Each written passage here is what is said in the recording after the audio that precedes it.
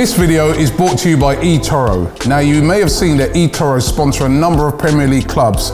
Now, if you don't have time to invest, you can use eToro's CopyTrader feature, copy top performing investors, so when they make a trade, you make the same trade automatically at no additional cost. Then click the link in the description and get on it right now. Welcome to AFTV. I have Tade with me after another defeat, another negative result, 4-1 to City in the Carabao Cup. Yeah, man. You're the first of many that I'm going to interview, and I think it's just going to go. It's going to be more and more tougher for me to get through these today. It's tough, man. It's tough. It is.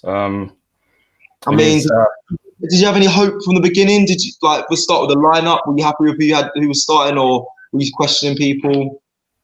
I had no problem. I think the only problem I had with that lineup is Willock, and okay. I think it hasn't done much for me. It hasn't done much for me. I think that was the only problem. I was looking forward to seeing Emile Smith-Rowe come in because for me he looks a bit more creative than Willock. Willock for me hasn't proven to me that he's fit to actually wear an Arsenal shirt. For me he hasn't really proven it yet. I don't want to rip into him or anything because honestly he didn't do anything bad. He didn't do anything good. Do you know what I mean? But in terms of the lineup, that's one player I probably would not start. I probably would be looking at Emile Smith-Rowe, or because I think he has a little bit more in him from a creative standpoint than Willock, really. Yeah. But then again, we just have to talk about the goals. I think that's probably going to be the highlights, the goals that we considered today. Definitely. Brunnerton, I know you're young, you're 25, you've been thrown into the deep end. But what the hell were you doing? What the hell were you doing for those 2 goals? He was nervous most of the game. Some of the passing out the back he was doing was probably going to nowhere. He was shaky. He was literally making me have my heart in my mouth most of the game.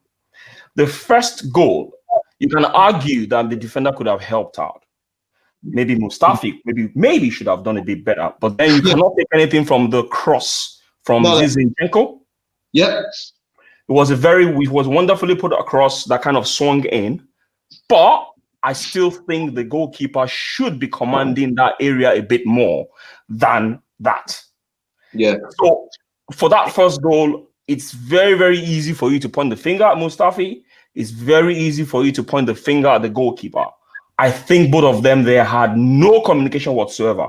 But I put most of the blame on the goalkeeper because he should be screaming out, coming for that ball ahead of every single person in that defensive line. Yeah. Then we came back due to the brilliance of Martinelli. This is a guy that has been out for a long, long time. And I think it was you I was telling in the last interview that I'm a bit scared because I don't want them to rush him back because we're going to have another party in our hands. Yes. Party came in, he got injured. I'm just hoping that this injury is not going to kick him out of the team for a very long time. That's my hope. Because this is someone that is not fully fit. He still looks better than every single player on that football pitch. He actually looked tired, very tired at one point. And yet he still was outclassing the players. Well, I don't think that's difficult now, but yeah, you're right. I saw him had his hands on his hips. He looked tired, but when he was involved, he really was creating most of our chances.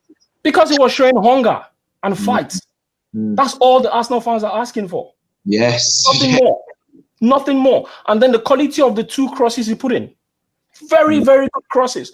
And this is the thing about crosses. If the quality of crosses are not good, no matter the tactics, if the quality of the person whipping in those crosses is not good enough, you will never get anything out of crosses. And that's what Martinelli has shown. That's what he's shown. A lot of players need to be ashamed of themselves. Someone coming back from injury and looking a bit better than the rest of you. Pepe came in for him.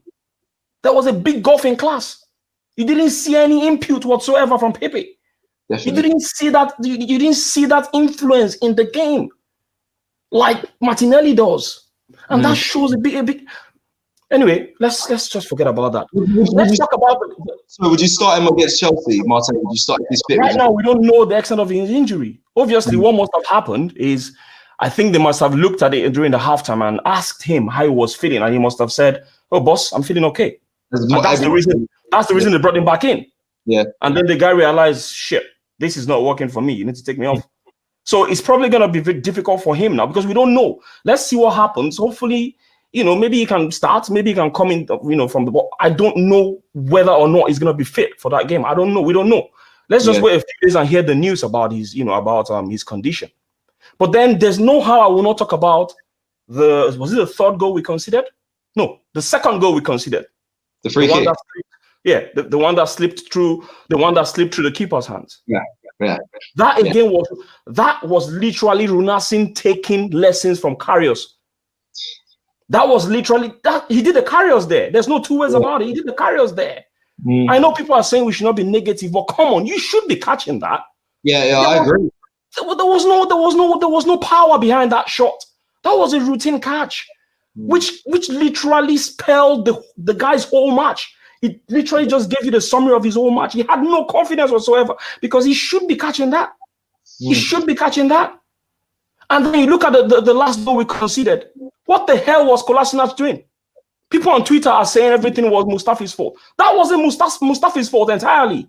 Because what happened was everyone pushed up. You play football, my brother. You've played football in a professional setting. When you play a short corner, the expectation is all the defenders push up for the offside. So what happened was Mustafi pushed up. Everyone pushed up. Gabriel pushed up. They pushed up. Kolasinac stood there.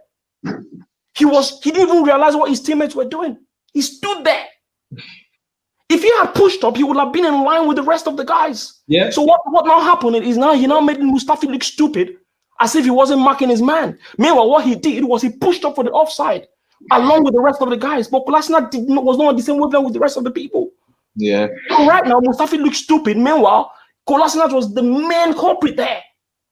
It's routine. People that play football know it's routine. It's true. No, Tade, you're right. I think the chopping and changing of defenders in the club, like the mixing, we never have a solid set defensive line. They don't know how to play with each other. I think I don't know. I hear what you're saying. I think Kolasinac it kind of was on him as well. But they're not used to playing with each other, and it's showing. It's showing. It's these are basic things in football, and we're not right. But look. I'm not gonna lie. As soon as I think we considered the third goal, I literally went on Twitter and I said, "Game over, game over." I mean, what else can I do? All I can come here is analyze the game the way it is, and I couldn't really see a lot of positives from this game. The only positive for me today was Martinelli. That's the only positive for me. I have nothing else to say about this game. It's shambolic as usual. The players, the mentality of the players are shambolic. And listen, it's got to a point now that I don't mind if this guy just fields most of the guys from our feeder team. At least they will show hunger. Look how when Balogun came onto the pitch. Balogun's another.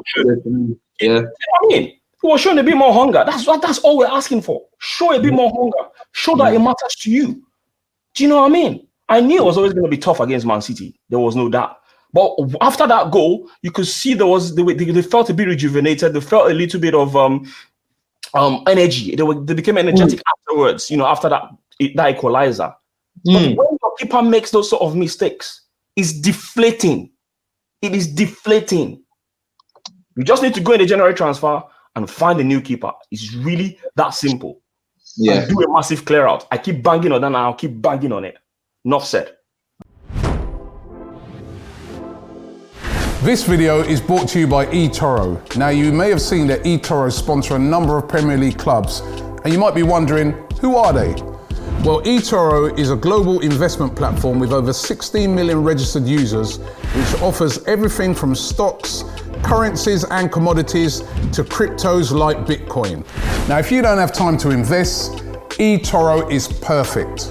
You can use eToro's CopyTrader feature, copy top performing investors, so when they make a trade, you make the same trade automatically at no additional cost. So if you're looking to start investing and you want to find out more about eToro, then click the link in the description and get on it right now. Robbie here from AFTV. We just got to say a big thank you to everybody who follows us across our various channels. Over 1 million followers on YouTube.